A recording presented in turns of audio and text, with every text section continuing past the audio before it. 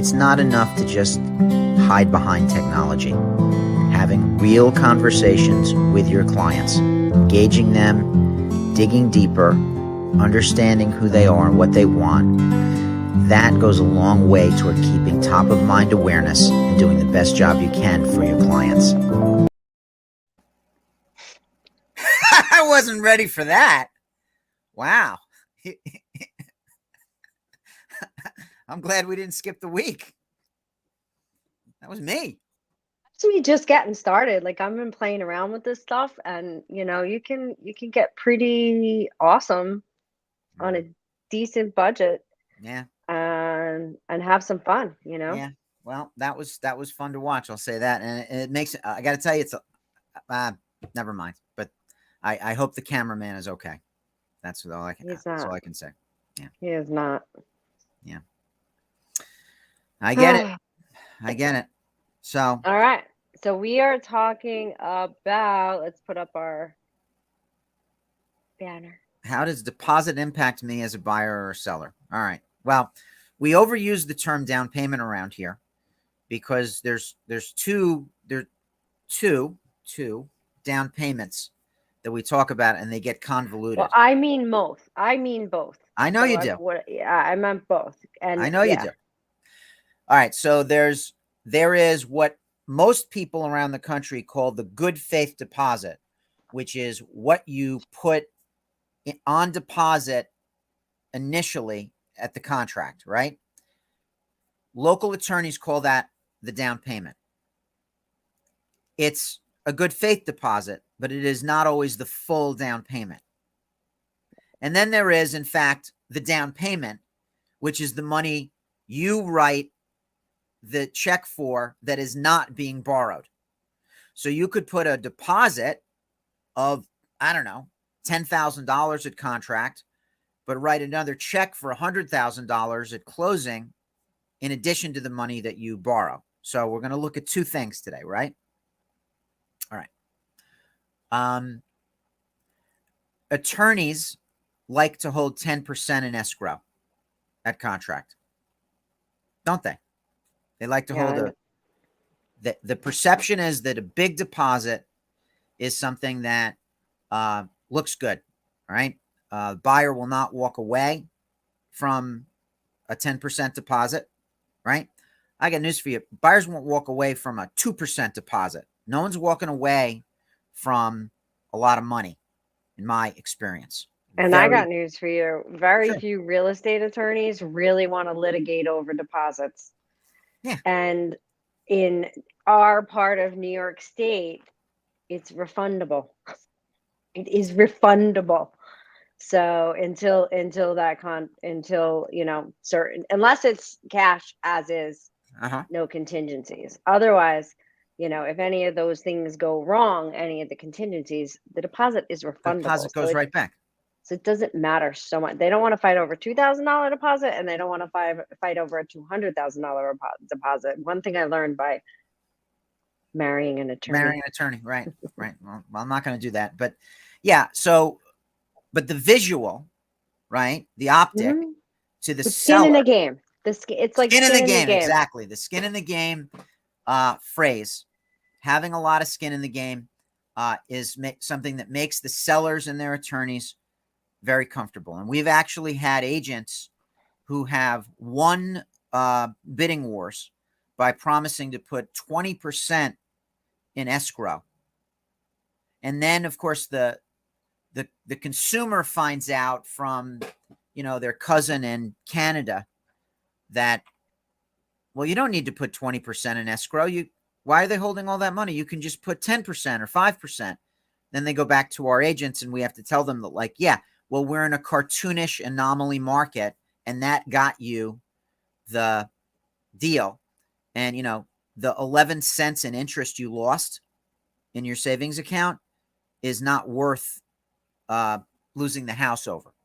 Well, and when it comes to the 0% down, which the most common used one is the VA loan, we often suggest that they put money down as a deposit and they'll get it back and they could use it towards their closing costs or whatever at the Exactly. closing, because it does give some skin in the game.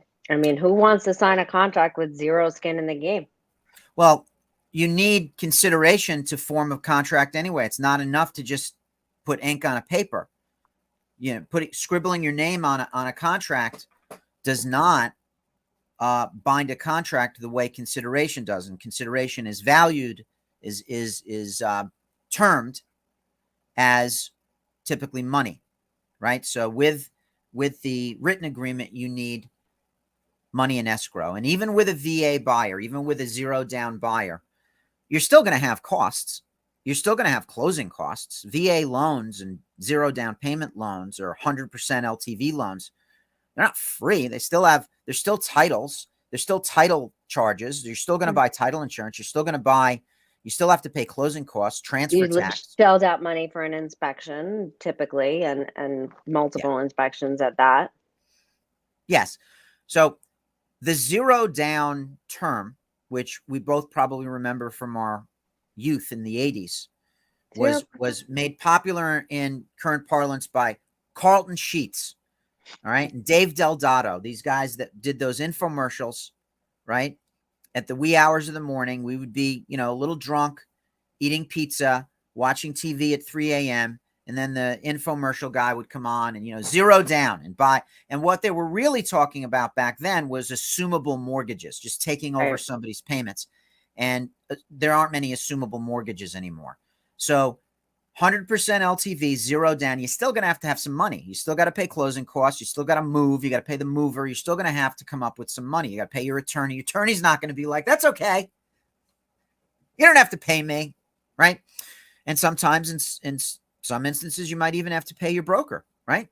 So zero down is a little misleading. 100% LTV is a little bit more accurate, but you still have to put money in. And even with a VA or zero down, you're going to have some skin in the game, right? Then there is the LTV thing, which matters more to banks, right? So the thought is, fairly accurate, by the way, that the more money you put down, the easier it'll be to have your loan approved, because if you're borrowing 50% of the value of a property, that makes you a far less of a risk than if you're borrowing 97% of the value of a property. Two reasons. A, skin in the game. You have more skin in the game. But B, you're a stronger borrower. If the bank ever had to foreclose on you, or if you got into if the creek runs high and you had to sell, well, if you only owe 50% of the value, it's really easy to sell. But if you're upside down, if the market hiccups and you borrowed 98% of the value, you don't even have enough to pay your commission. You are upside down. The day you close on a zero down loan, you are upside down. And you're going to be upside down in a typical market trajectory for about 5 years. This is why those zero down programs are only available to owner occupants, because the presumption is that you're actually going to be living there for a while and probably not selling for 7, 10, 15, 20 years. Some people 40 years later still live in the same house that they bought VA, a gajillion years ago, right? Right. So an underwriter likes to see a big down payment. And to that end, they have this whole PMI thing. FHA, Federal Housing Administration, calls it MIP, mortgage insurance premium. Other lenders, conventional lenders, will call it PMI, private mortgage insurance.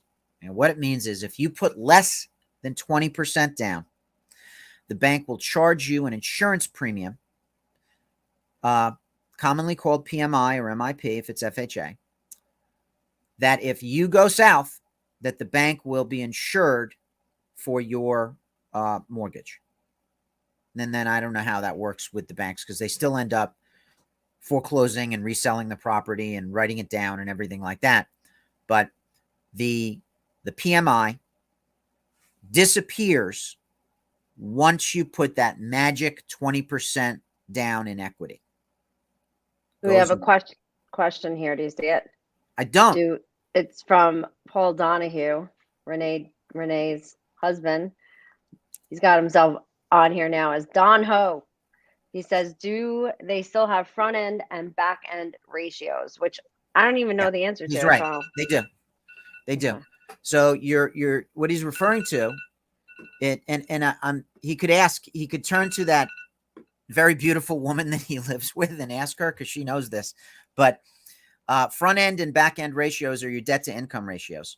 So if you make $10,000 a month and your mortgage payment is $2,000, then your front end ratio is 20%.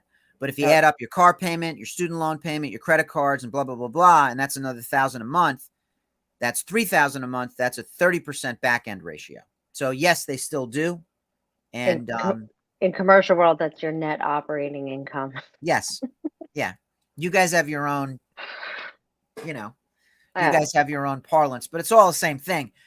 You better have some money left over. You could be getting a 3.5% or 97.5. That's the rate. 96.5, yeah. Yeah, 96.5. Thank you. Loan, and you could afford to put 20% down. That happens often, not often, but there are programs out there for people who don't want to use their own cash. Most people with cash don't want to use their own cash. Yep. So not always does it make you not as good as the lender. And in those scenarios, if you want to put less cash down, you can do things in the contract to make the seller feel more comfortable. Like if there's appraisal issues or whatever, that you do have capital to make up the difference and to so if the bank's comfortable but the seller isn't, there are things that you can do in that contract to make the seller feel more secure in you putting down less. Many people want to do the old bait and switch. Say you're going to put down 20%, even go to contract saying it, and then when it comes time to funding the mortgage, doing a switcheroo. And that I don't suggest that. Well, that gives the seller an out. The seller could legitimately back out of the deal. Well, I think if they were to do it, they would be backing out at the closing table. But yeah, it's not a very nice thing to do. It's not a very nice thing to do. False pretenses, probably good faith is probably always a good way to operate. But having a contractual down payment agreed upon. And that's why, by the way, that is why it is specifically referred to in the contract that there is that you're putting this much money down. There's a reason that's in the contract. The contract doesn't just say, you show up, you'll close on this date. They have all kinds of things. As a matter of fact, we had a situation where a client was selling in order to buy.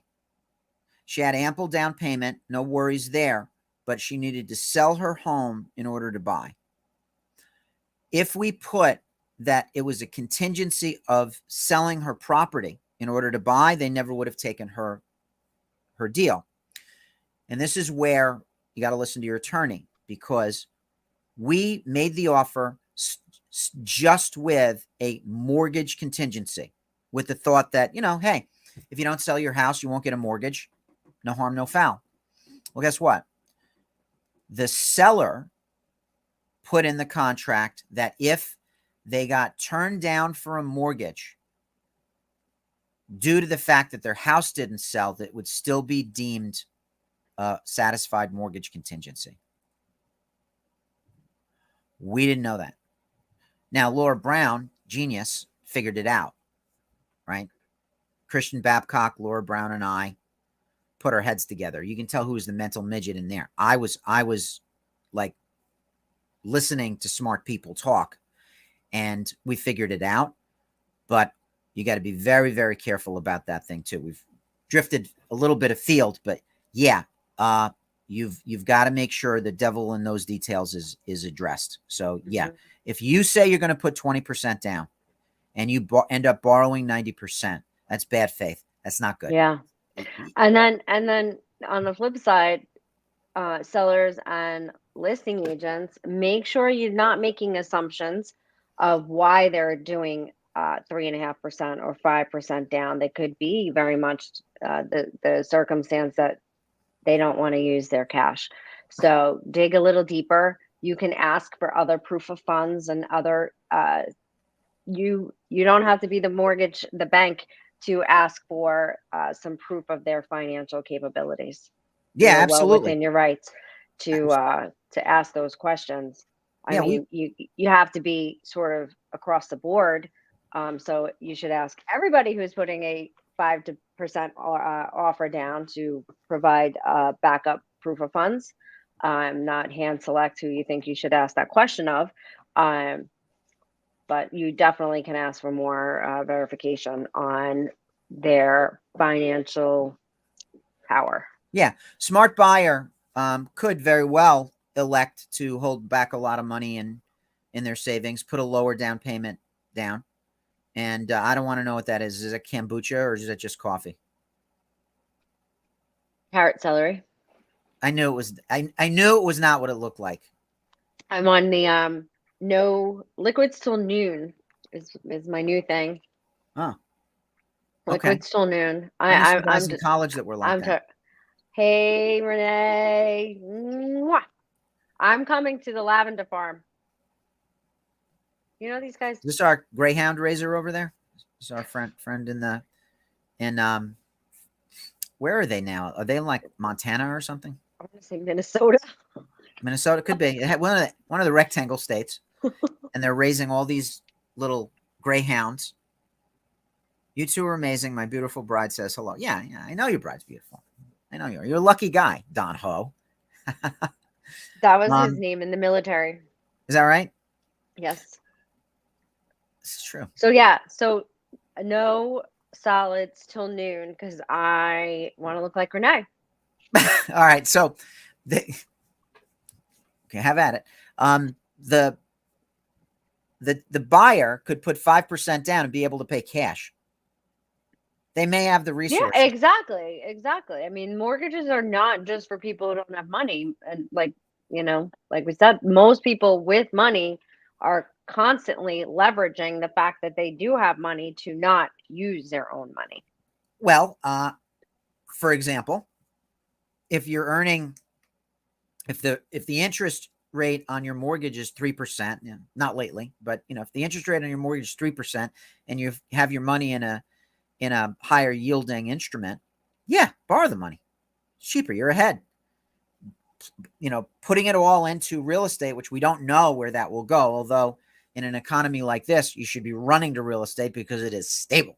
So we focused a lot on how it impacts the seller, but as a buyer, you have to be aware that when you're putting in offers in a multiple bid situation, we are judging by down payment amounts. Yeah. The sellers are going to be Judgy McJudge face. Their attorney's going to be Judgy McJudge face. So is their agent. Limit that can be gifted for a down payment depends on the program, but I'll tell you what, most programs that I know of, you can get all of it as a gift, all of it. Most programs that I know has to be structured properly. You need a gift letter. The money has to be documented. Can't be mattress money. You need a gift letter, bank statements, 90 days seasoning, probably that sort of thing. But there's really no limit to my knowledge. It's funny because most of the time when people talk about cash, they're not talking about cash. So one of our new agents, Angelique, the way she asked me a question, I literally thought, and I think she might have thought, right, because she's new, and she hangs out in a very cash world crowd, and I think she actually thought he meant like cash in the shoebox. So I was like, well, you could bring the cash in the shoebox to his attorney, and his attorney can write a letter saying I have this, blah blah blah. Man. And the guy was like, why would I switch my cash over to whatever? So, but most of the time when we talk about cash, we're not talking about cash. Well, no, we're not talking about in your wallet. We're not talking about a wad of cash. And cash is the same thing to a seller at the closing. I know everybody thinks cash. I mean, and cash is king. It still is, but it doesn't have quite as much impact as most people think who are putting down their cash offers. Because at the end of the closing, typically a seller walks away with a check, not about. And even if they walk away with a box full of cash, now they got to figure out what to do with it because it's been reported on the HUD. Yeah, now they got it. Is there a HUD on a cash closing? There's not a HUD, but there's there's a closing statement, but there's you still got to get to your car, and there's like 10 people in the room that know you got the money.